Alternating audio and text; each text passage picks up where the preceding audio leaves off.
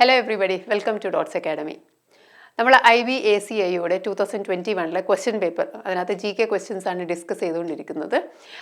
നമ്മൾ ഇന്ന് ഡിസ്കസ് ചെയ്യാൻ പോകുന്നത് അതിൻ്റെ സെക്കൻഡ് പാർട്ടാണ്. അതായത് 19th ഫെബ്രുവരിയിലെ 3 ഷിഫ്റ്റ് ക്വസ്റ്റ്യൻസ് ആയിരിക്കും ഡിസ്കസ് ചെയ്യുന്നത്. 60 ക്വസ്റ്റ്യൻസ് ഉണ്ട്. അപ്പോൾ നമുക്ക് ചോദ്യങ്ങളിലേക്ക് പോകാം.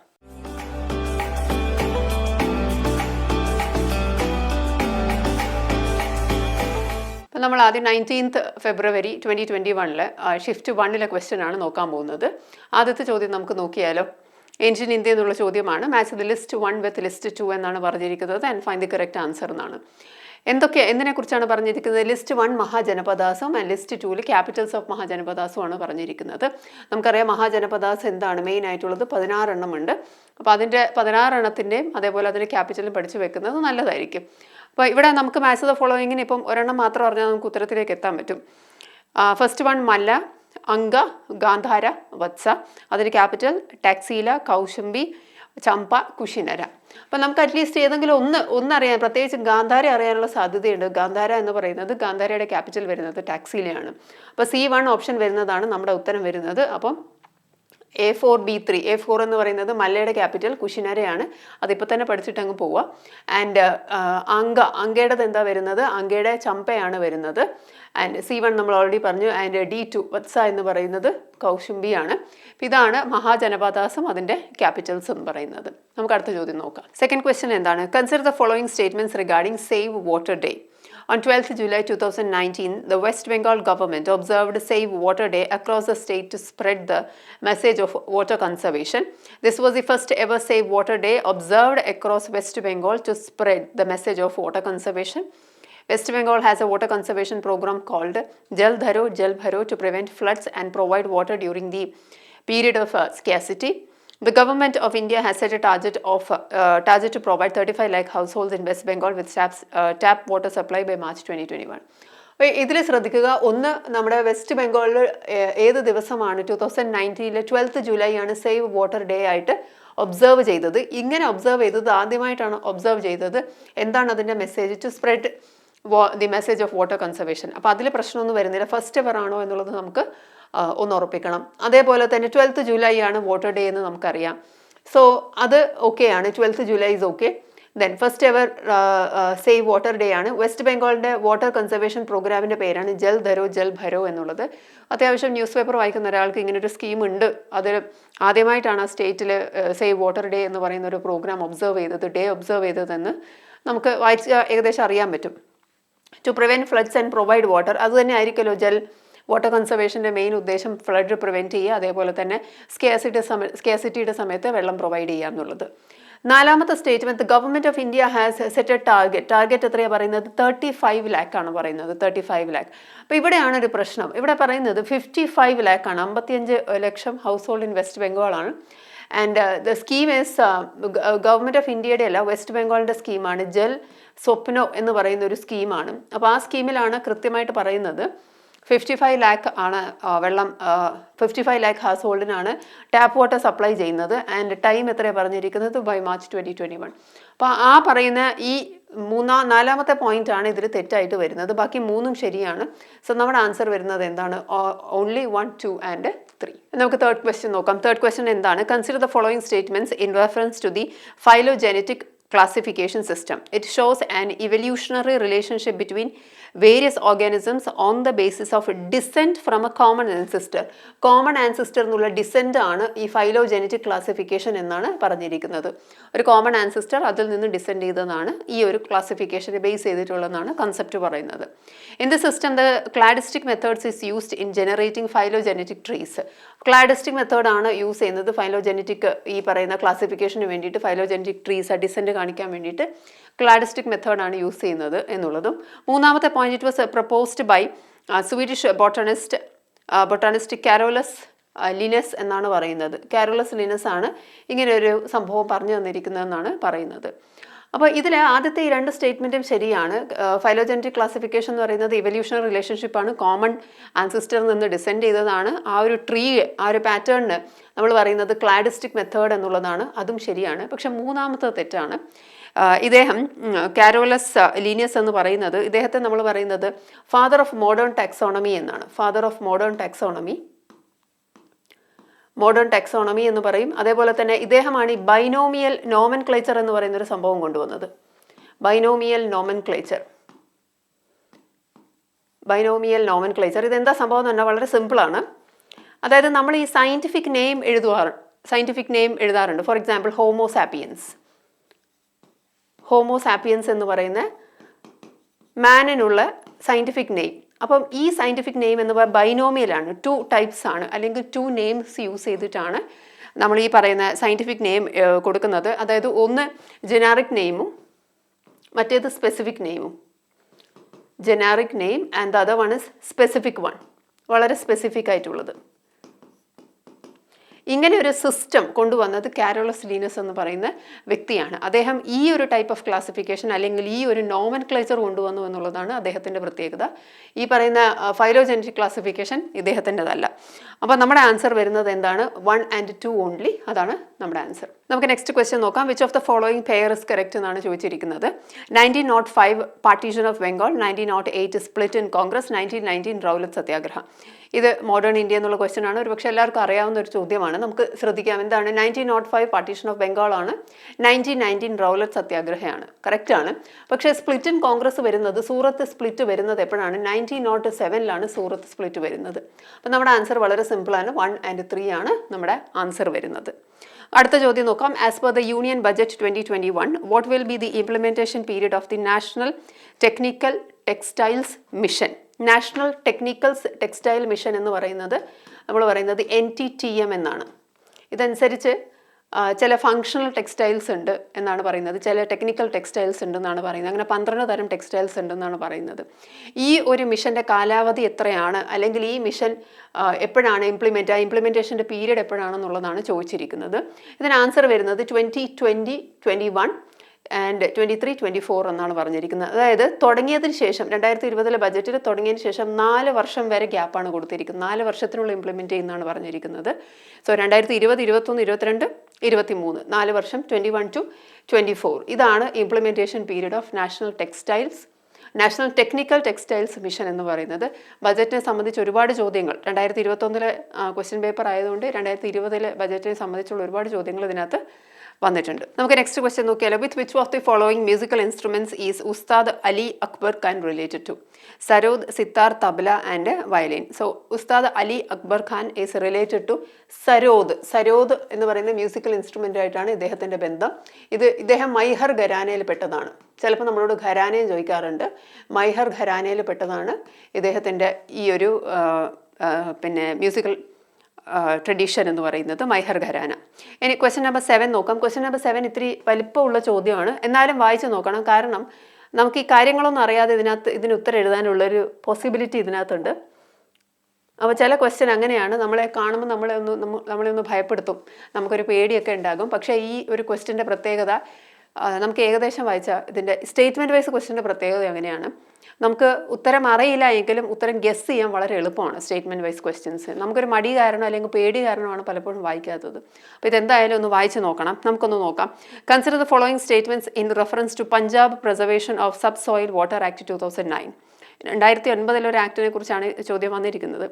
As per the act, no farmer shall sow nursery of paddy before 10th day of May of the agriculture year or such other date as may be notified by the state government by notification in the official gazette for any local area. So 10th Mayക്ക് മുമ്പ് paddy sow ചെയ്യാൻ പാടില്ല എന്നാണ് പറഞ്ഞിരിക്കുന്നത്. അല്ലെങ്കിൽ date as mention by the state government notify ചെയ്യുന്ന ഒരു date, അതിന് മുമ്പായിട്ട് പാഡി സോ ചെയ്യാൻ പാടില്ല, വയ്ക്കാൻ പാടില്ല എന്നാണ് പറയുന്നത്. അടുത്തത്, any farmer who contravenes the provision of this act shall be liable to a penalty of ₹10,000 for every month or parts thereof per hectare of the land till the period such contravention continues. അപ്പം ഇത് ലംഘിക്കുന്ന ഒരാൾക്ക് 10,000 രൂപ വരെ പിഴ per hectare എന്നാണ് പറഞ്ഞിരിക്കുന്നത്. അപ്പം ഇതിൽ ആദ്യം പറഞ്ഞിരിക്കുന്ന ആക്ടിൻ്റെ എന്താണ് ആക്ട് കൊണ്ട് ഉദ്ദേശിക്കുന്നതും അതിൻ്റെ കോൺട്രവെൻഷൻ അത് ലംഘിക്കുവാണെങ്കിൽ അതിനുള്ള പിഴ എന്താണെന്നുള്ളതുമാണ് പറഞ്ഞിരിക്കുന്നത്, 1ഉം 2ഉം. അപ്പോൾ ഈ 1ഉം 2ഉം നമുക്ക് ആക്ട് പൂർണ്ണമായിട്ട് അറിയില്ലെങ്കിലും നമുക്ക് ഏകദേശം ഒരു സോയിൽ കൺസർവേഷന് പഞ്ചാബിലെ സോയിൽ ഒരു വലിയ പ്രശ്നമാണ്. അതായത് സോയിലിൻ്റെ ന്യൂട്രിയൻസ് പോകുന്ന ഒരു പ്രോബ്ലം അവിടെ ഉണ്ട്. അപ്പോൾ സോയിൽ കൺസർവേഷന് പഞ്ചാബിന് അങ്ങനെ ഒരു ആക്ട് ഒരു പക്ഷേ സാധ്യതയുണ്ട്. അതിനെ പിഴ ഈടാക്കുന്നത് നമുക്ക് ലോജിക്കലി കറക്റ്റ് ആണെന്ന് തോന്നുന്നു. And now next third one നമുക്ക് നോക്കിയാൽ as per the act state government means government of India. അപ്പോൾ ഈ മൂന്നാമത്തെ സ്റ്റേറ്റ്മെൻറ്റ് എന്തായാലും തെറ്റാന്ന് നമുക്കറിയാം. സ്റ്റേറ്റ് ഗവൺമെൻറ് എന്ന് പറയുന്നത് ഗവൺമെൻറ് ഓഫ് ഇന്ത്യ ഒരിക്കലും ആവുന്നില്ലല്ലോ. അപ്പോൾ അത് തന്നെയാണ് ഇതിൻ്റെ ക്ലൂ എന്ന് പറയുന്നത്. മൂന്നാമത്തെ സ്റ്റേറ്റ്മെൻറ്റ് ഇല്ലാത്ത ഒരു ഓപ്ഷൻ വേണം ചൂസ് ചെയ്യാൻ. അങ്ങനെ ഒരൊറ്റ ഓപ്ഷനേ നമുക്കുള്ളൂ, ഓൺലി 1 and 2. അപ്പോൾ ഈ ചോദ്യം ഒരു പക്ഷേ നമ്മളിത് കണ്ടിട്ട് ഇതിൻ്റെ നീളം കണ്ടിട്ട് ഇത് നമ്മൾ വായിക്കാതെ പോവുകയാണ്, അല്ലെങ്കിൽ സമയത്തിൻ്റെ കുറവ് ഒരു പക്ഷേ അങ്ങനെ ഉണ്ടാവാം. നമുക്കിത് ചെയ്യാൻ തുടങ്ങിയാൽ ചിലപ്പോൾ മാത്സ് ചെയ്യാൻ സമയം കിട്ടിയില്ലെങ്കിൽ റീസണിങ് ചെയ്യാൻ സമയം കിട്ടിയില്ലെങ്കിൽ ഒക്കെ നമുക്കൊരു സംശയം വരും. അപ്പം അങ്ങനെ വായിക്കാതെ പോയാൽ ഇത്ര എളുപ്പമുള്ളൊരു ചോദ്യത്തിൻ്റെ ഉത്തരം നമുക്ക് കിട്ടാതായി പോകും. അപ്പോൾ ശ്രദ്ധിക്കുക, ഇങ്ങനെയുള്ള ചോദ്യങ്ങളൊന്ന് വായിച്ച് നോക്കണം. സ്പീഡായിട്ട് വായിക്കാനുള്ള പ്രാക്ടീസ് നേടുക എന്നുള്ളത് അത് നമ്മുടെ കയ്യിലിരിക്കുന്ന കാര്യമാണ്. അപ്പം ഓൺലി 1 and 2 അതാണ് അതിൻ്റെ ആൻസർ. ഈ മൂന്നാമത്തെ തെറ്റാണ്, ബാക്കി രണ്ടും ശരിയാണ്. മൂന്നാമത്തെ സ്റ്റേറ്റ്മെൻറ്റ് ഇല്ലാത്ത ഓപ്ഷൻ അങ്ങനെ ഇട്ടിരിക്കുന്നത് എളുപ്പം കണ്ടുപിടിക്കാൻ പറ്റുന്ന രീതിയിൽ. നമുക്ക് അടുത്ത ചോദ്യത്തിലേക്ക് കടക്കാം. അപ്പോൾ അടുത്ത ചോദ്യം എന്താ പറയുന്നത്? Chenab the largest tributary of the Indus river is also known as Bhagirathi, Kosi, Chandrabhaga, Giri. അപ്പം നമുക്കറിയാം എന്താണ് ചെനാബ് എന്ന് പറയുന്നത്, എന്തിൻ്റെ ട്രിബ്യൂട്ടറിയാണ്? Largest tributary of Indus river is also known as Chandrabhaga. Chenab എന്ന് പറയുന്നത് ചന്ദ്രൻ ഭാഗം കൂടി ചേരുമ്പോഴാണ് ചെനാബ് ആകുന്നത്. സോ ചെനാബ് ഹിമാചൽ പ്രദേശിൽ ഉത്ഭവിക്കുന്നതാണ്. ലഹൗൾ എന്ന് പറയുന്ന സ്ഥലത്ത് ഉത്ഭവിക്കുന്നതാണ് ചെനാബ് എന്ന് പറയുന്നത്. ചന്ദ്രയും ഭാഗയും കൂടി രണ്ട് റിവർലെറ്റ്സ് മേർജ് ചെയ്യുമ്പോഴാണ് ചെനാബ് ആകുന്നത്. നമുക്കിനി അടുത്ത ചോദ്യം നോക്കാം. 9th ക്വസ്റ്റ്യൻ എന്താ പറയുന്നത്? Consider the following statements regarding Khardungla pass. Khardungla പാസിനെ സംബന്ധിച്ചുള്ള ചോദ്യമാണ്. നമുക്ക് ആ ക്വസ്റ്റ്യൻ നോക്കാം. എന്താണ്? First one, highest motorable pass in India എന്നാണ് പറയുന്നത്. Highest motorable pass in India. It is the gateway to the Nubra and Shyok valleys. It is situated to the north of mount Godwin Austen. So ഇവിടുത്തെ പ്രശ്നം എന്ന് പറയുന്നത് highest motorable pass ആയിരുന്നു. 2021 September വരെ ഇത് highest motorable pass ആയിരുന്നു. അത് കഴിഞ്ഞതിന് ശേഷം ഉംലിംഗ്ല എന്ന് പറയുന്ന ഒരു പാസ്, അതിനകത്തൊരു മോട്ടറബിൾ റോഡ്, അവിടെ ഒരു മോട്ടറബിൾ റോഡ് 52 കിലോമീറ്റർ ഉള്ളൊരു മോട്ടറബിൾ റോഡ് അവിടെ വന്നു. അപ്പോൾ അതിനുശേഷം ഈ ഖർദുംഗ്ല എന്ന് പറയുന്നത് 17,000 ഫീറ്റിൻ്റെ മുകളിലാണ് വരുന്നതെങ്കിൽ ഉംലിംഗ്ല വരുന്നത് 19,000 ഫീറ്റിൻ്റെ അബവ് ആണ്. 19,000 ഫീറ്റിൻ്റെ അബവ് ആണ് ഉംലിംഗ്ല വരുന്നത്. അപ്പം ശ്രദ്ധിക്കുക, ഉംലിംഗ്ലയാണ് ഹൈ ഓൾട്ടിറ്റ്യൂഡിൽ കിടക്കുന്ന മോട്ടറബിൾ പാസ് ഇപ്പം നിലവിൽ. നേരത്തെ അത് ഖർദുംഗ്ല ആയിരുന്നു, ഇപ്പം അതിനെ മറികടന്ന് ഉംലിംഗ്ല വന്നു. അപ്പം അങ്ങനെ വരുമ്പം ഈ ഒരു സ്റ്റേറ്റ്മെൻറ്റ് തെറ്റാണ്. അന്ന് ഈ ക്വസ്റ്റ്യൻ ഇടുന്ന സമയത്ത് സ്റ്റേറ്റ്മെൻറ്റ് കറക്റ്റ് ആയിരുന്നു, പക്ഷേ ഇന്ന് ഈ സ്റ്റേറ്റ്മെൻറ്റ് തെറ്റാണ്. Gateway to the Nubra and Shyok valleys correct ആണ്. It's north of mount Godwin Austen അല്ല, അത് ശരിയല്ല. ഗോഡ്വിൻ ഓസ്റ്റിൻ്റെ നോർത്തിലല്ല ഖർദുംഗ്ല പാസ് വരുന്നത്. അപ്പം നമ്മുടെ ആൻസർ വരേണ്ടത് ഓൺലി 2 ആണ് ഇപ്പം നമ്മുടെ ആൻസർ. 10th ക്വസ്റ്റ്യൻ നമുക്ക് നോക്കാം. Consider the following statements with reference to the Mamallapuram dance festival. Mamallapuram dance ഫെസ്റ്റിവലിൻ്റെ പ്രത്യേകത എന്താണെന്ന് ചോദിച്ചിരിക്കുന്നത്. It is a celebration of folk dances that are prevailing in various regions of the country. പല റീജിയൻസിലെയും ഫോക്ക് ഡാൻസ് സെലിബ്രേഷൻ ആണ് Mamallapuram dance festival എന്നാണ് പറഞ്ഞിരിക്കുന്നത്. This festival is organised for about 10 days in the town of Mahabalipuram. അതാണ് Mamallapuram. So മഹാബലിപുരത്താണ് 10 days ആണ് festival. Tales from Mahabharata, Radhakrishna, Valli Muruga, Shivashakti and numerous ancient lore are brought alive through delicate dance forms എന്നാണ് പറഞ്ഞിരിക്കുന്നത്. Breathtaking dances are performed in ornamented stage with the historic stone sculptures range the Arjun penance as the backdrop. So Arjuna penance ബാക്ക്ഡ്രോപ്പിൽ ഉണ്ടായിട്ട് പലതരത്തിലുള്ള breath dance perform ചെയ്യുന്നത്. പിന്നെ പല tales from ancient folklore എന്നുള്ള എന്താണ് പറഞ്ഞിരിക്കുന്നത്, ടെയിൽസ്, അതിൻ്റെ ഡാൻസ് ഫോംസ് ആണ് വരുന്നത്. ആൻഡ് രണ്ടാമത്തെ എന്താണ്, ഓർഗനൈസ്ഡ് ഫോർ അബൌട്ട് 10 days. നമുക്ക് ഉറപ്പിക്കണം 10 days അല്ല, 30 days ആണ്. ഇൻഫാക്റ്റ് 30 ദിവസത്തേക്കാണ് ഈ മാമല്ലപുരം ഡാൻസ് വരുന്നത്. ആൻഡ് ഡിസംബർ ജാനുവരി കാലം, ഈ ഒരു ടൈമിലാണ് മാമല്ലപുരം ഡാൻസ് ഫെസ്റ്റിവൽ വരുന്നത്. അപ്പോൾ ശ്രദ്ധിക്കുക. അപ്പോൾ നമ്മുടെ ആൻസർ ഏതാ വരുന്നത്? 2 തെറ്റായതുകൊണ്ട് നമ്മുടെ ആൻസർ വരുന്നത് 1, 3 and 4 ആണ് നമ്മുടെ ആൻസർ. ബാക്കി എല്ലാം ശരിയാണ്. ഫോക്ക് ഡാൻസും പലതരം ഡാൻസസിൻ്റെ എല്ലാം ഒരു ഒരു എന്താണ് ഒരു കൂട്ടായ്മയാണ് ഈ മാമല്ലപുരം ഡാൻസ് ഫെസ്റ്റിവൽ എന്ന് പറയുന്നത്. മഹാബലിപുരത്താണ്. അർജുന പെനൻസ് ബാക്ക്ഡ്രോപ്പിൽ വരുന്നുണ്ട്. അപ്പോൾ ഇതൊക്കെ ബാക്കി എല്ലാ പോയിന്റ്സും ശരിയാണ്. അടുത്ത ചോദ്യം നോക്കാം. With which of the following sports is Nikhat Zareen related to hockey, badminton, boxing and wrestling? Nikhat Zareen എന്ന് പറയുന്നത് ഇവർ ഇസ് റിലേറ്റഡ് വിത്ത് ബോക്സിംഗ് ആണ്. 2 ടൈം വേൾഡ് ചാമ്പ്യൻ ആണ് ഏഷ്യൻ ഗെയിംസിലും അതേപോലെ തന്നെ കോമൺവെൽത്ത് ഗെയിംസിലും 2022. സോ ബോക്സിങ്ങുമായിട്ടാണ് നിക്കാത്ത് സറീൻ്റെ ബന്ധം വരുന്നത്. Okay, next one 12th question എന്താ പറയുന്നത്? Phawngpui or the blue mountain is the highest peak in the state of Uttarakhand, Kerala, Mizoram and Sikkim. So Phawngpui എന്ന് പറയുന്നത് മിസോറാം, ഫാങ്പുയി നാഷണൽ പാർക്ക് നമുക്കറിയാം. ഫാങ്പുയി നാഷണൽ പാർക്ക് എവിടെയാണ് വരുന്നത്? ഇത് മിസോറാമിലാണ് വരുന്നത്. അപ്പോൾ നാഷണൽ പാർക്ക് അറിയുന്ന ഒരാൾക്കോ ബ്ലൂ മൗണ്ടൻസ് അറിയുന്ന ഒരാൾക്കോ ഉത്തരം എളുപ്പത്തിൽ എഴുതാൻ പറ്റുന്നതാണ് ഈ ഒരു ചോദ്യം. ഇനി 13ാമത്തെ ചോദ്യം നോക്കിയാൽ which among the following soil is commonly used for bricks? Brick എടുക്കാൻ വേണ്ടിയിട്ട് ഏത് സോയിലാണ് ഉപയോഗിക്കുന്നതെന്ന് ചോദ്യം വരുന്നത്. Alluvial, laterite, black and PT സോയിലാണ് പറഞ്ഞിരിക്കുന്നത്. ഏതാണ് ഉത്തരം വരുന്നത്? ഏതായിരിക്കും? ബ്രിക്കിന് വേണ്ടിയിട്ടുള്ള സോയിൽ എന്ന് പറയുന്നത് ഏതാണ്? ലാറ്ററൈറ്റ് സോയിലാണ് ഉപയോഗിക്കുന്നത്. 14th ക്വസ്റ്റ്യൻ നോക്കിയാൽ pellagra occurs due to the deficiency of which of the following vitamins? ഏതാ വരുന്നത്? B1, B3, D and A. ഏതാണ്? വിറ്റമിൻ B3യുടെ ഡെഫിഷ്യൻസിയാണ് പെലഗ്ര എന്ന് പറയുന്നത്. 15th ക്വസ്റ്റ്യൻ നമുക്ക് നോക്കാം. Consider the following statements regarding the Babbar Akali movement during the years 1921 to 25. So നമ്മളൊരു പുതിയ മൂവ്മെൻറ്റ് പഠിക്കാൻ പോവുകയാണ് അല്ലേ? ബാബർ അകാലി മൂവ്മെൻറ്റ് എപ്പോഴാണ് നടന്നത്? 1921 to 25 ഇടയിലാണ് ഈ മൂവ്മെൻറ്റ് നടന്നത്. The movement included guru Sikhs who were against the imperialist policies of the British government. Majority of the Babbar Akalis were returned immigrants from Canada. അപ്പോൾ ഈ രണ്ട് സ്റ്റേറ്റ്മെൻറ്റും ശരിയാണ്. ബാബർ അക്കാലി മൂവ്മെൻറ്റ് പ്രത്യേകത എന്ന് പറയുന്നത് ഗുരു സിഖിൻ്റെ ഒരു മൂവ്മെൻ്റ് ആയിരുന്നു. സിഖ് ഗുരൂസിൻ്റെ ഒരു മൂവ്മെൻ്റ് ആയിരുന്നു. ഇമ്പീരിയലിസ്റ്റ് പോളിസിക്സിന് അഗെയിൻസ്റ്റ് ആയിട്ട്. അതേപോലെ തന്നെ മെജോറിറ്റി, അതിൽ മോസ്റ്റ് ഓഫ് ദം എന്ന് പറയുന്നത് കാനഡയിൽ നിന്ന് തിരിച്ചു വന്ന ഇമിഗ്രൻസ് ആയിരുന്നു ഇതിൻ്റെ പിറകിലായിട്ടുണ്ടായിരുന്നത്. സോ ഈ രണ്ട് സ്റ്റേറ്റ്മെൻറ്റും ശരിയാണ്, ബോത്ത് 1 and 2. ഇനി നമുക്ക് ക്വസ്റ്റ്യൻ നമ്പർ 16 നോക്കാം. അഗെയിൻ മാച്ച് ദ ഫോളോയിങ് ആണ് പറഞ്ഞിരിക്കുന്നത്. ഒന്ന് ലിസ്റ്റ് 1 എന്താ പറഞ്ഞിരിക്കുന്നത്? സ്റ്റേറ്റ്സും ലിസ്റ്റ് 2 ആ സ്റ്റേറ്റുമായി ബന്ധപ്പെട്ടിട്ടുള്ള സ്പോർട്സ് ഫെസ്റ്റിവലുമാണ് പറഞ്ഞിരിക്കുന്നത്. നമുക്ക് നോക്കിയാലോ.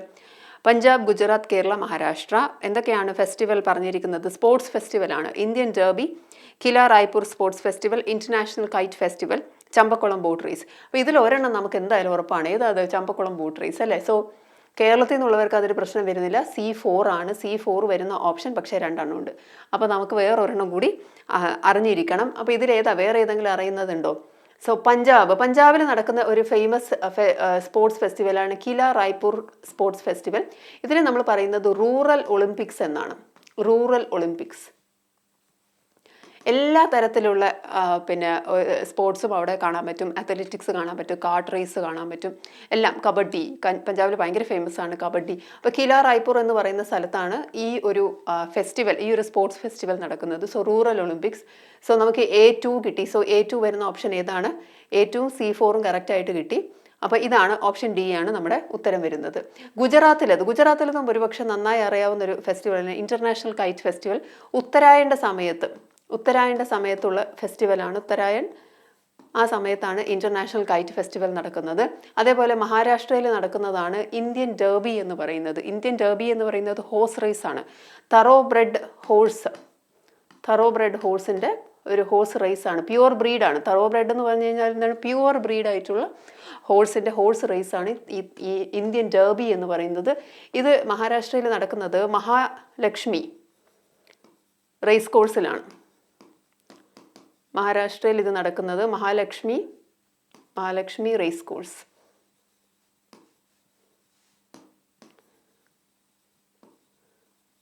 മഹാലക്ഷ്മി റേസ് കോഴ്സിലാണ് ഈ പറയുന്ന ഇന്ത്യൻ ഡെർബി. അത് മഹാരാഷ്ട്രയിലാണ് നടക്കുന്നത്. ഹോഴ്സ് റേസ് ആണ്. ഓക്കെ, അപ്പോൾ അതാണ് നമ്മുടെ സ്പോർട്സ് ഫെസ്റ്റിവൽ വരുന്നത്. ഇനി നമുക്ക് അടുത്ത ക്വസ്റ്റ്യൻ നോക്കിയാലോ. 17th one എന്താ പറയുന്നത്? In which of the following vase can 1 volt be expressed? എങ്ങനെയാണ് വരുന്നത്? 1 volt എങ്ങനെയാണ് എക്സ്പ്രസ് ചെയ്യാൻ പറ്റുന്നത്? 1 joule per coulomb, 1 coulomb per joule, 1 joule coulomb, 1 joule coulomb per second. എങ്ങനെയാണ് വരുന്നത് ഉത്തരം? 1 joule per coulomb ആണ് 1 volt എന്ന് പറയുന്നത്. ഓക്കെ, നൗ 18th ക്വസ്റ്റ്യൻ നമുക്ക് നോക്കിയാലോ. 18th ക്വസ്റ്റ്യൻ എന്താ പറയുന്നത്? which among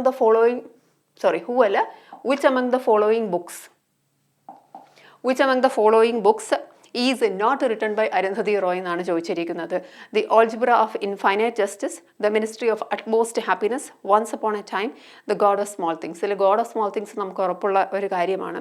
The Ministry of Utmost Happiness, The Algebra of Infinite Justice ഏകദേശം ഒരേ ആൾ എഴുതിയ പോലെയുണ്ട്. അതിൻ്റെ ഹെഡിങ് ഒക്കെ കേൾക്കുമ്പം ശരിക്കും അത് തന്നെയാണ്, അരുന്ധതി റോയ് എഴുതിയതാണ്. അതേസമയം once upon a time Arundhati Roy അല്ല. അപ്പം നമ്മുടെ ഉത്തരം എന്ന് പറയുന്നത് not written by Arundhati Roy ആണ്, അത് വൺസ് അപ്പോൺ എ ടൈം ആണ്.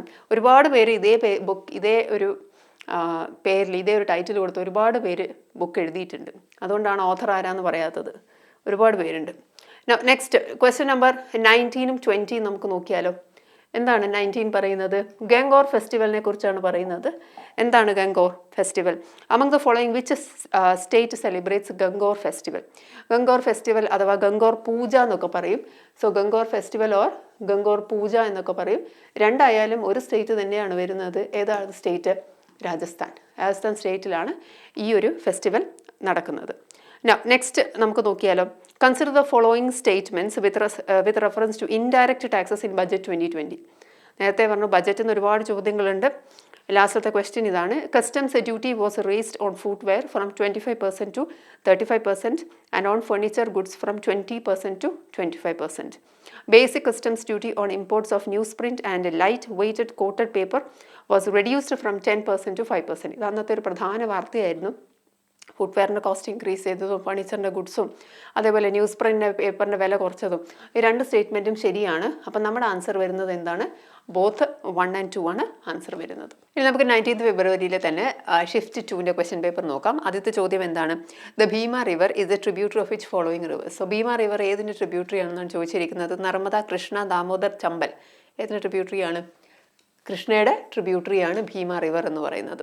Second question. Consider the following statements in reference to the president of India. Article 53 of the constitution of India. Article 53 of the Constitution of India mentioned that the executive power of the Union shall be vested in the President എന്നാണ് പറയുന്നത്.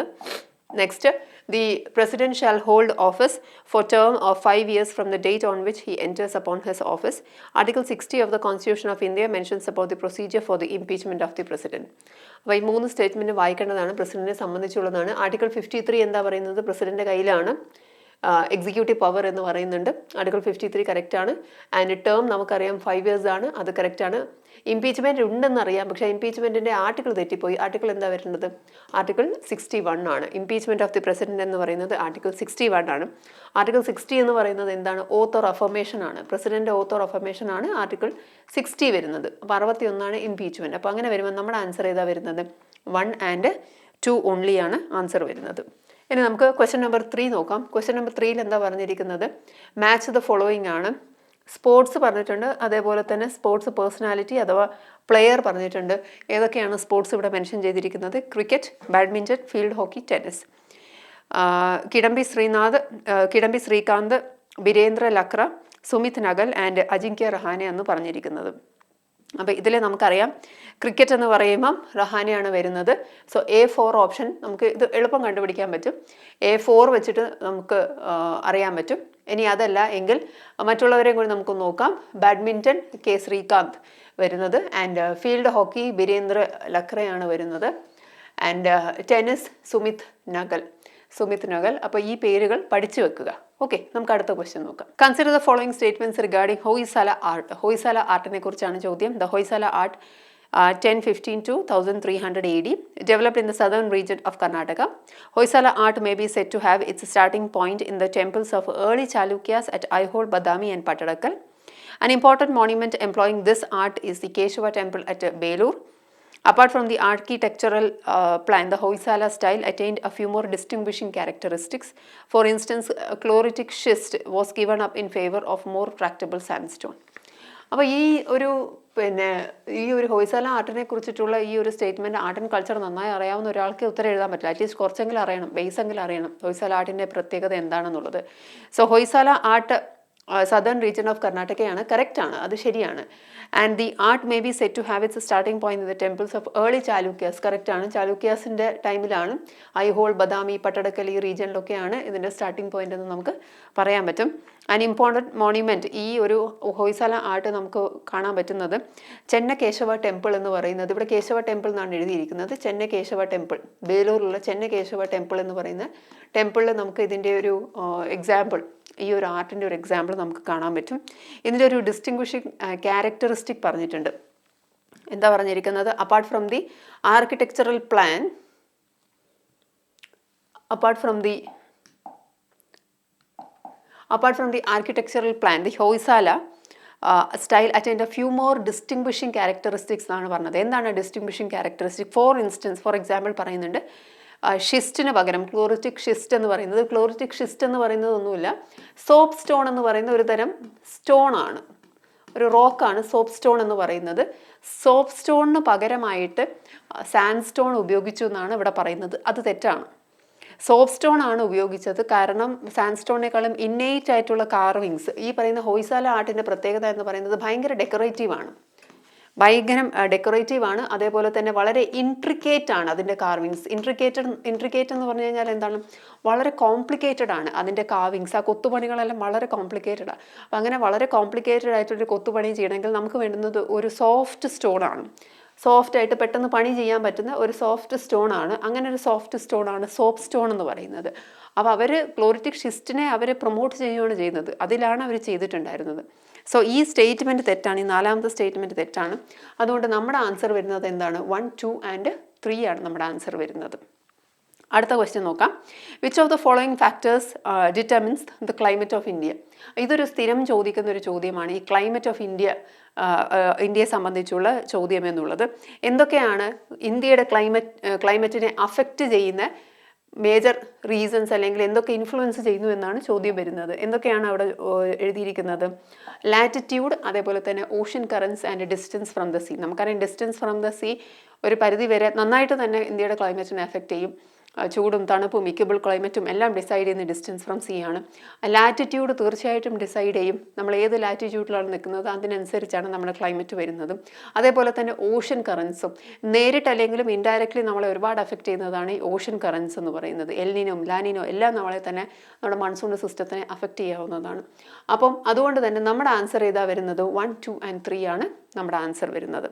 ഇനി അടുത്ത ചോദ്യം നോക്കാം. When was the world bank established? World bank എപ്പോഴാണ് establish ചെയ്തത്? 1948, 1942, 1946 and 1944. World ബാങ്കും IMF-ഉം രണ്ടും എസ്റ്റാബ്ലിഷ് ചെയ്തത് എപ്പോഴാണ്? 1944ലാണ്. ബ്രെട്ടൺ വുഡ് ബ്രദേഴ്സ് എന്ന് പറയുന്ന ഈ രണ്ടും എസ്റ്റാബ്ലിഷ് ചെയ്തത് 1944ലാണ്. World bank was established in 1944. നമുക്ക് അടുത്ത ചോദ്യം നോക്കാം. 7th question പൊളിറ്റിയുമായി ബന്ധപ്പെട്ടിട്ടുള്ളതാണ്. എന്താണ് ക്വസ്റ്റ്യൻ പറയുന്നത്? Which among the following schedules of the constitution contains provisions for the allocation of seats in the council of States? അതായത് കൗൺസിൽ ഓഫ് സ്റ്റേറ്റ്സ് രാജ്യസഭയിൽ seat നിശ്ചയിക്കുന്നത് ഏത് ഷെഡ്യൂളാണെന്നാണ് ചോദിച്ചിരിക്കുന്നത്. Options 5th, 4th, 3rd and 1st. അപ്പം നമുക്കറിയാം 12 ഷെഡ്യൂൾസും പഠിച്ചിട്ടേ പോകാവൂ.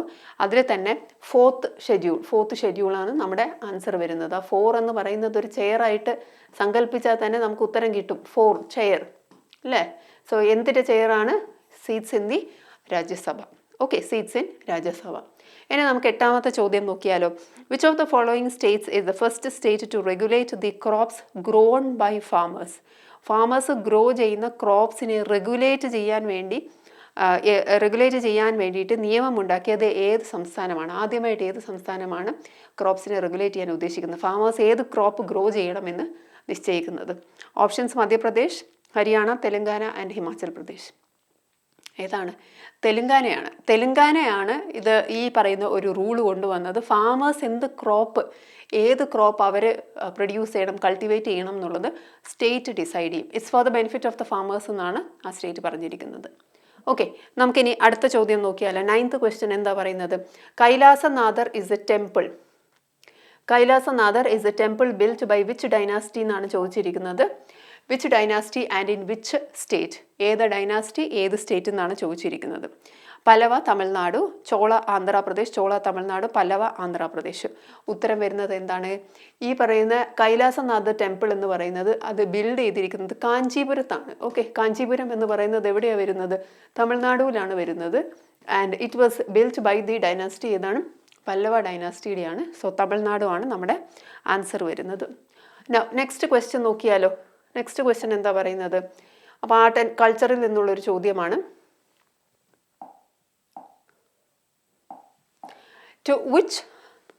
To which state of India do the Kudad folk songs belong? ഏത് സ്റ്റേറ്റിലാണ് ഖുദദ് folk songs എന്നാണ് ചോദിച്ചിരിക്കുന്നത്.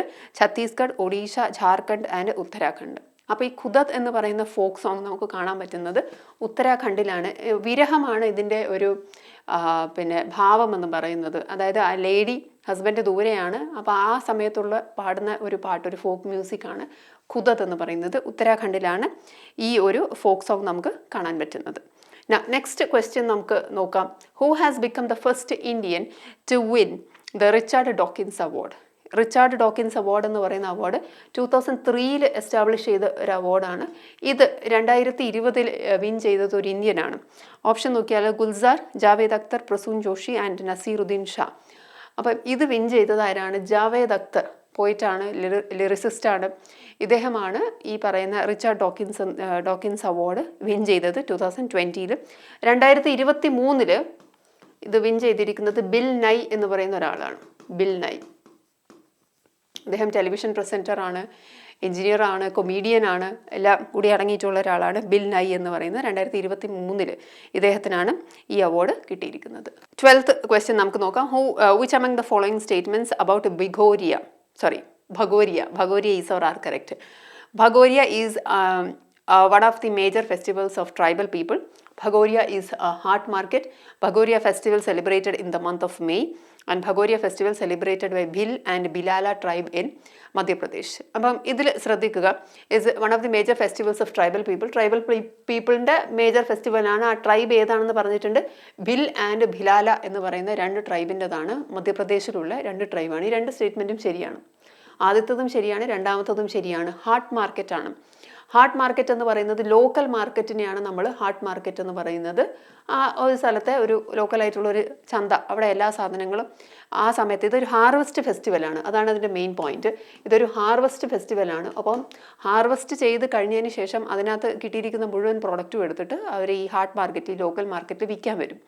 അതിൻ്റെ കൂടെ തന്നെ കുറച്ച് മേളയും പ്രോഗ്രാമും ഒക്കെ ഉണ്ടാക്കും. അതാണ് ഈ ഭഗോരിയ എന്ന് പറയുന്ന ഫെസ്റ്റിവൽ. പക്ഷേ ഇതിൻ്റെ ഒരു പ്രശ്നം എന്ന് പറയുന്നത് മെയ് മാസത്തിലല്ല നടക്കുന്നത്, മാർച്ചിലാണ്. ബിഫോർ ഹോളിക്ക് മുമ്പായിട്ടാണ് ഈ പറയുന്ന ഫെസ്റ്റിവൽ നടക്കുന്നത്. അപ്പോൾ ഇത് തന്നെയാണ്, ബിഫോർ ഹോളിയാണ്, in the month of March.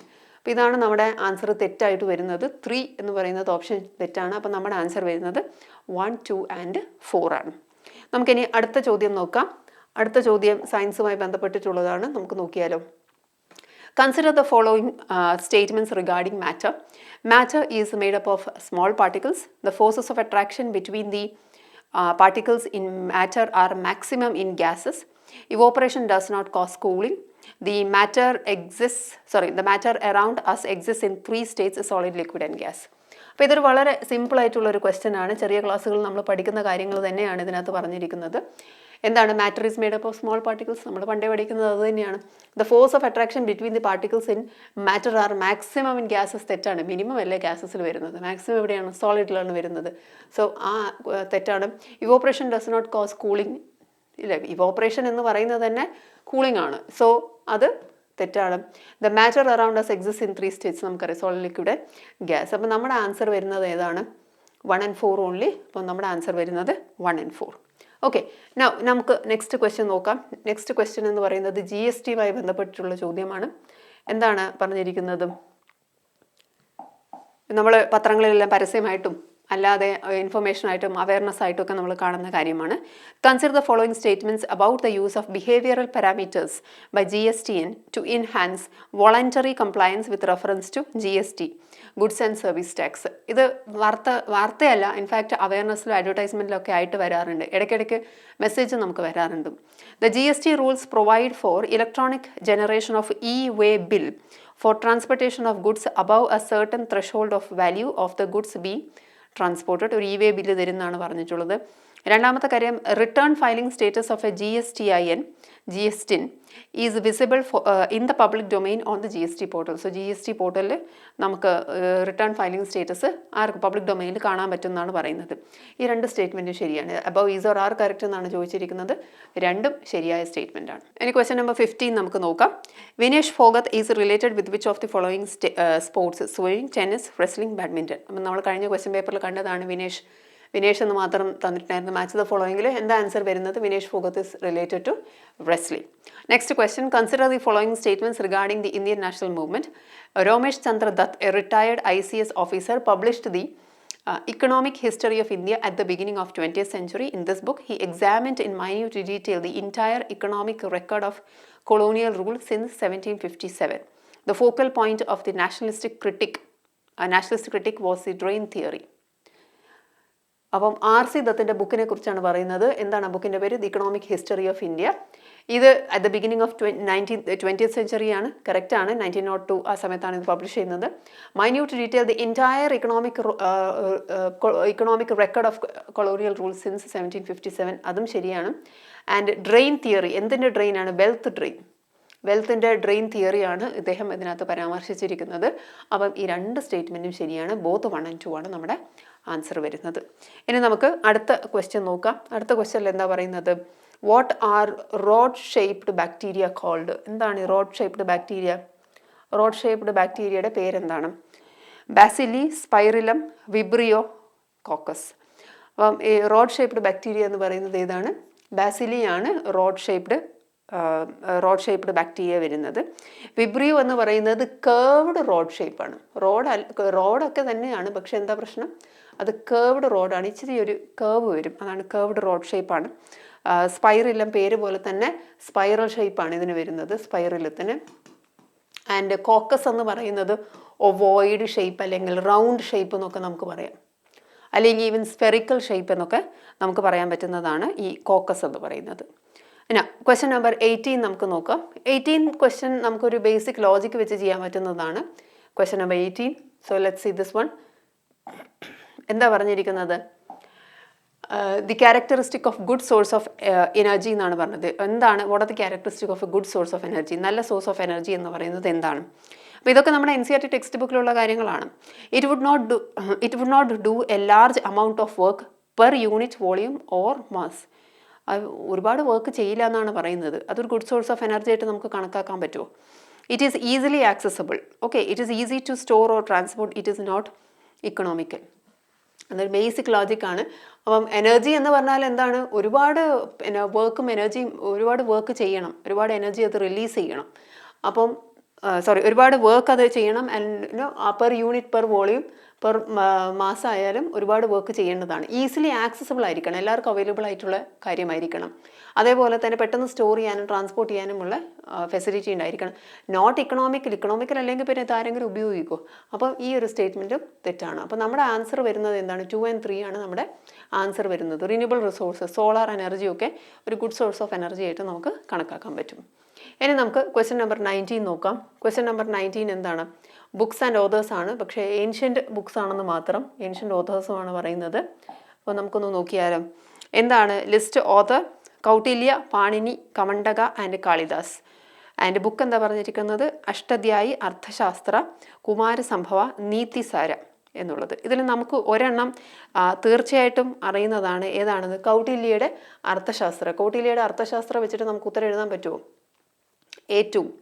A2 option ഉണ്ട് അല്ലേ? A2 മാത്രമായിട്ട് ഓപ്ഷൻ വരുന്നുണ്ട്. അപ്പോൾ അതാണ് നമ്മുടെ ആൻസർ വരുന്നത്. കാരണം കൗട്ടില്യയുടെ അർത്ഥശാസ്ത്രം മാത്രം അറിഞ്ഞാൽ മതി, നമുക്ക് ഉത്തരം കിട്ടും. എന്നാലും പാണിനിയുടെ അഷ്ടധ്യായി പഠിച്ചു വെക്കുക. അതേപോലെ തന്നെ കമണ്ഡക C4, കമണ്ഡകയുടെ ഏതാണ് ബുക്ക്? നീതിസാര. ആൻഡ് കാളിദാസിൻ്റെ ഏതാ വരുന്നത്? കുമാരസംഭവ. അപ്പോൾ അത്യാവശ്യം നമുക്ക് ആൻസർ ചെയ്യാൻ പറ്റുന്ന ഒരു ക്വസ്റ്റ്യൻ ആണ് ക്വസ്റ്റ്യൻ നമ്പർ 19. ഇനി നമുക്ക് ലാസ്റ്റ് ക്വസ്റ്റ്യൻ ഒന്ന് നോക്കിയാലോ. ലാസ്റ്റ് ക്വസ്റ്റ്യൻ എന്താ പറയുന്നത്? The Treaty of Mangalore was signed between Tipu Sultan and the British East India Company in the year 1792, 1784, 1782 and 1779. എന്താ ആൻസർ വരുന്നത്? 1784ലാണ് ട്രീറ്റി ഓഫ് മാംഗ്ലൂർ വെച്ചാണ് സൈൻ ചെയ്തിട്ടുണ്ടായിരുന്നത്. സോ സെക്കൻഡ് ആംഗ്ലോ മൈസൂർ വാറിൻ്റെ അവസാനമാണ് ഈ ട്രീറ്റി സൈൻ ചെയ്തിട്ടുണ്ടായിരുന്നത്. അപ്പോൾ നമുക്ക് പുതിയ 19th ഫെബ്രുവരിയിലെ ഷിഫ്റ്റ് 3യുടെ ക്വസ്റ്റ്യൻ നമുക്ക് നോക്കാം. എന്താണ് ആദ്യത്തെ ചോദ്യം വരുന്നത്? സ്റ്റേറ്റ്മെൻറ്റ് വൈസ് ക്വസ്റ്റ്യൻ ആണ്. ഇതും വളരെ സിമ്പിൾ ആയിട്ടുള്ളൊരു ക്വസ്റ്റ്യൻ ആണ്. The Himalayas play a very important role in influencing the climate of India. The Himalayas are not suitable for tourism activities.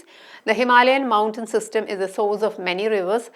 There are no minerals in the Himalayas. അപ്പം ഇത് ലോജിക്കലി നമുക്ക് അറിയാൻ പറ്റും. ഒന്ന് ക്ലൈമറ്റിനെ ഇൻഫ്ലുവൻസ് ചെയ്യുന്നുള്ളത് നമുക്കറിയാം. Not suitable for tourism activities എന്ന് പറയുന്നത് തെറ്റായ സ്റ്റേറ്റ്മെൻ്റ് ആണല്ലോ. ടൂറിസം ആക്ടിവിറ്റീസിന് സ്യൂട്ടബിൾ ആണ്. Then mountain system is a source of many റിവേഴ്സിന് മൗണ്ടൻ സിസ്റ്റം സോഴ്സ് ആണ്. അതേപോലെ നോ മിനറൽസ് ഇൻ ഹിമാലയാസ് എന്ന് പറയുന്നതും തെറ്റാണ്. അപ്പോൾ അങ്ങനെ വരുമ്പോൾ നമ്മുടെ ആൻസർ വരുന്നത് ഏതാണ്? നമ്മുടെ ആൻസർ 1 വരുന്നതാണ്. 1 and 4 അല്ല, നമുക്ക് ആൻസർ വരുന്നത് 1 and 3 ആണ്. 1ഉം 3ഉം 1ഉം 3ഉം വരുന്നതാണ് നമ്മുടെ ആൻസർ വരുന്നത്. നെക്സ്റ്റ് ക്വസ്റ്റ്യൻ നമുക്ക് നോക്കിയാലും. The scientific name of which of the following vitamins is cobalamin. Cobalamin എന്ന് പറയുന്ന സയൻറ്റിഫിക് നെയിം ഉള്ളത് ഏത് വിറ്റമിൻ ആണെന്നാണ് ചോദ്യം വന്നിരിക്കുന്നത്. ഏത് വിറ്റമിൻ ആണ്? ഓപ്ഷൻസ് നോക്കിയാൽ vitamin C, B12, vitamin B3 and vitamin D. നമ്മുടെ ആൻസർ ഏതാണ്? വിറ്റമിൻ B12 ആണ്. എന്താണ്? കൊബാലമൈൻ. വിറ്റമിൻ സി എന്ന് പറയുന്നത് എന്താണ്? അസ്കോർബിക് ആസിഡ് ആണ്.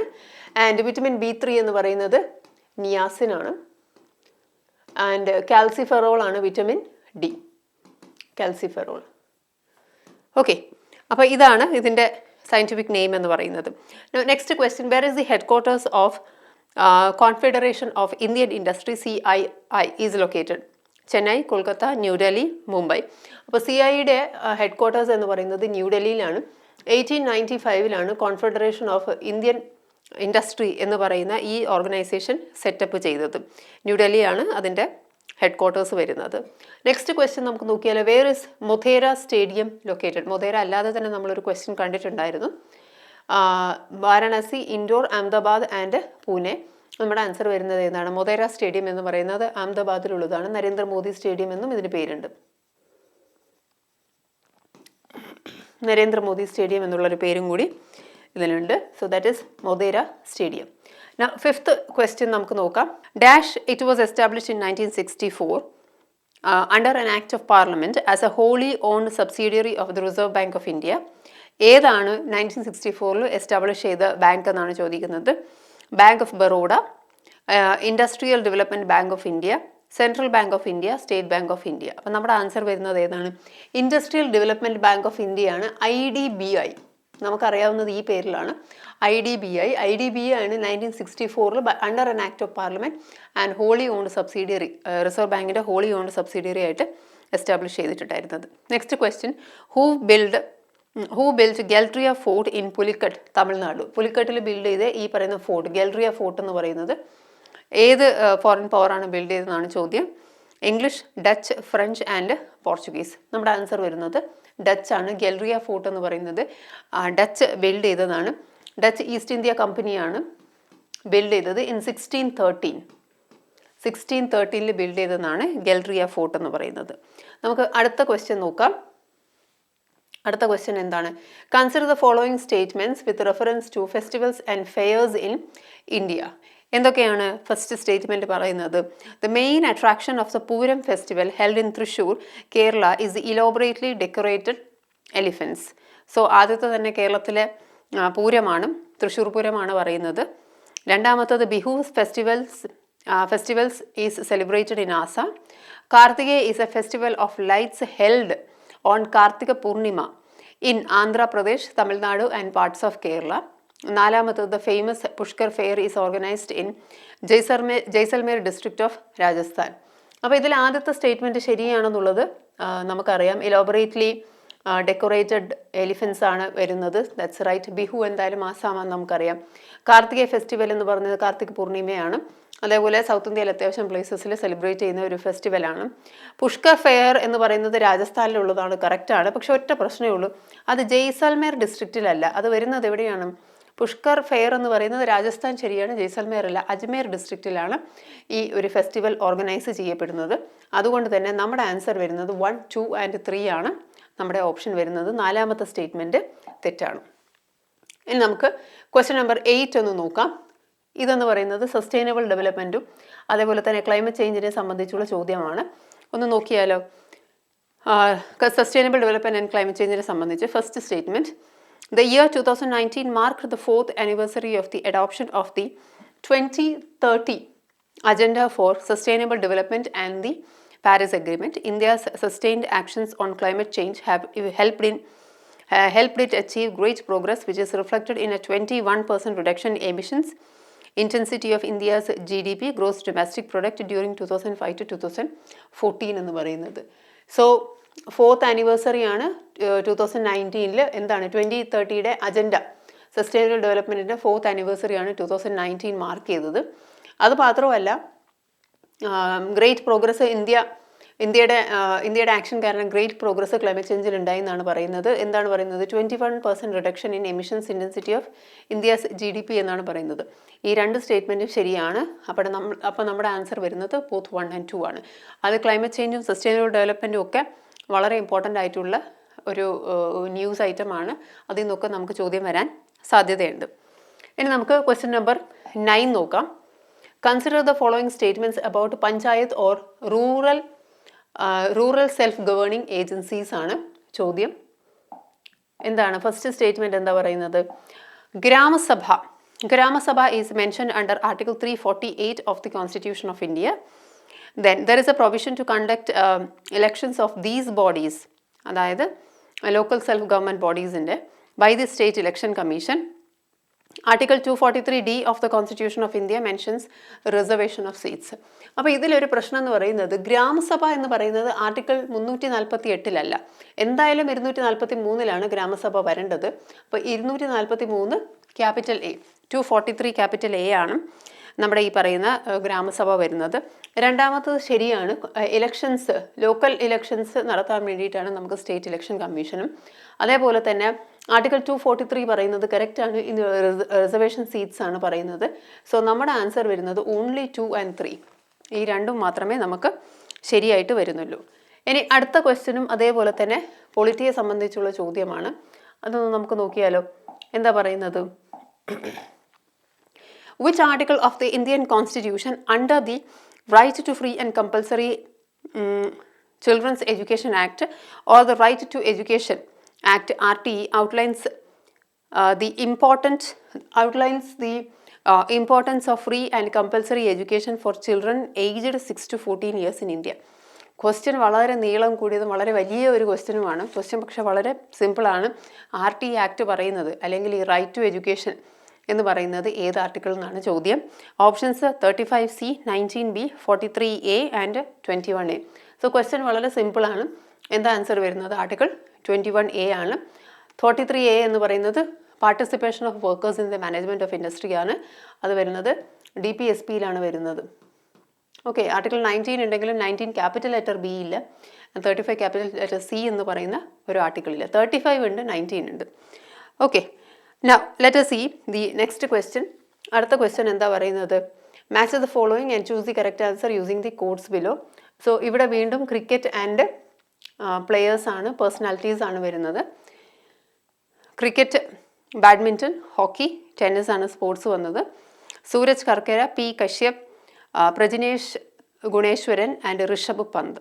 അപ്പോൾ ഇതിലൊരാളെ നമുക്ക് നന്നായിട്ട് അറിയാം. ആരാണ്? ക്രിക്കറ്റ് എന്ന് പറയുന്നത് ഋഷഭ് പന്താണ് വരുന്നത്. സോ A4 വരുന്നത് അതാണ് നമ്മുടെ ഓപ്ഷൻ വരുന്നത്. So Rishabh Pant. And badminton വരുന്നത് P കശ്യപ് ആണ്.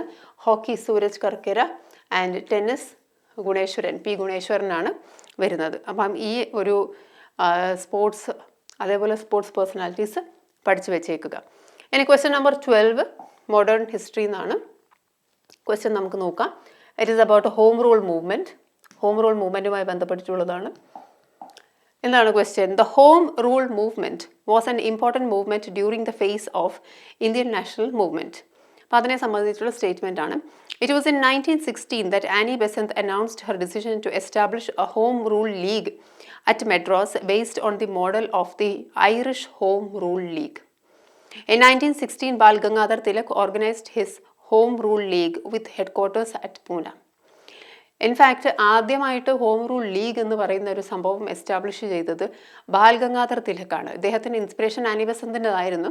പക്ഷേ ആനി ബസന്ത് ഇന്ത്യയിലല്ല അത് എസ്റ്റാബ്ലിഷ് ചെയ്തിട്ടുണ്ടായിരുന്നത്. സോ തിലക്കായിരുന്നു ആദ്യമായിട്ട് ഹോം റൂൾ ലീഗ് എന്ന് പറയുന്ന ഒരു ഇൻസ്റ്റിറ്റ്യൂഷൻ, ഒരു ഓർഗനൈസേഷൻ ആദ്യമായിട്ട് എസ്റ്റാബ്ലിഷ് ചെയ്തത്. ഹെഡ് ക്വാർട്ടേഴ്സ് പൂനെയിലായിരുന്നു. അതിനുശേഷമാണ് ആനി ബസന്ത് വരുന്നത്. Annie Besant home rule league മദ്രാസിൽ അടയാറിൽ ഇങ്ങനൊരു സാധനം 1916 തന്നെ എസ്റ്റാബ്ലിഷ് ചെയ്യുന്നുണ്ട്. അപ്പം അങ്ങനെ വരുമ്പോൾ നമ്മുടെ ആൻസർ എന്താണ്? രണ്ടും ശരിയാണ്. ബോത്ത് 1 and 2 ആണ് നമ്മുടെ ആൻസർ വരുന്നത്. രണ്ട് സ്റ്റേറ്റ്മെൻറ്റും കറക്റ്റാണ്. ഇനി ക്വസ്റ്റ്യൻ നമ്പർ 13 നമുക്ക് നോക്കാം. എന്താ വരുന്നത്? Consider the following statements regarding Tyndall effect. Tyndall എഫക്റ്റിനെ കുറിച്ചാണ് ചോദിച്ചിരിക്കുന്നത്. It is a phenomenon in which scattering of a beam of light can be observed. It can be seen when a fine beam of light enters a room through a small hole, and it can be seen when sunlight passes through the canopy of a dense forest. അപ്പോൾ ഇതിനകത്ത് പറഞ്ഞിരിക്കുന്നത് scattering of a beam of light എന്നാണ് പറഞ്ഞിരിക്കുന്നത്. അതിനെ ടിൻഡോൾ effect എന്ന് പറയും. അതേപോലെ തന്നെ ചെറിയ ഹോളിലേക്കൂടെ പ്രകാശം പതിക്കുമ്പം വരുന്ന ഒരു സ്കാറ്ററിങ്, അത് ടിൻഡോൾ എഫക്റ്റ് ആണ്. അതേപോലെ തന്നെ മരങ്ങളുടെ ഇടയിലൂടെ സൂര്യൻ്റെ വെളിച്ചം വരുമ്പം അത് ടിൻഡോൾ എഫക്റ്റ് ആണ്. അങ്ങനെയാണോ എന്നാണ് ചോദ്യം. അത് മൂന്നും ടിൻഡോൾ എഫക്റ്റ് തന്നെയാണ്. സോ മൂന്ന് ബെസ്റ്റ് എക്സാമ്പിളാണ് ടിൻഡോൾ എഫക്റ്റിൻ്റെ. അഥവാ first one definition and what is Tyndall effect എന്നുള്ളതും രണ്ട് അതിൻ്റെ എക്സാമ്പിൾസ് ആണ്. മൂന്ന് സ്റ്റേറ്റ്മെൻറ്റും ശരിയാണ്. ഇനി നമുക്ക് match the following question number 14 നമുക്ക് നോക്കാം. ക്വസ്റ്റ്യൻ നമ്പർ 14 തന്നിരിക്കുന്നത് വീണ്ടും കുറച്ച് ഏൻഷ്യൻ ബുക്സും അതേപോലെ തന്നെ അതിൻ്റെ ഓഥേഴ്സുമാണ്. അപ്പോൾ നമുക്ക് ബുക്സ് ഒന്ന് നോക്കാം. ബൃഹത് സംഹിത, മൂഷികവംശ, രാജതരംഗിണി, വിക്രമാംഗ ദേവചരിത. അപ്പോൾ ഇതിൽ നമുക്കറിയാം രാജതരംഗിണി എന്ന് പറയുന്നത് കൽഹാനയുടെ ബുക്കാണ്. രാജതരംഗിണി എന്ന് പറയുന്നത്. അപ്പോൾ അത് വെച്ചിട്ട് നമുക്ക് ആൻസർ കണ്ടുപിടിക്കാൻ പറ്റുമോ? C1 വരുന്ന 2 ഓപ്ഷൻ ഉണ്ട്. അപ്പോൾ അതുകൊണ്ട് നമുക്കത് ബുദ്ധിമുട്ടാണ്. പിന്നെ ബൃഹത് സംഹിത എന്ന് പറയുന്നത് വരാഹമിഹിരയാണ്. വരാഹമിഹിര.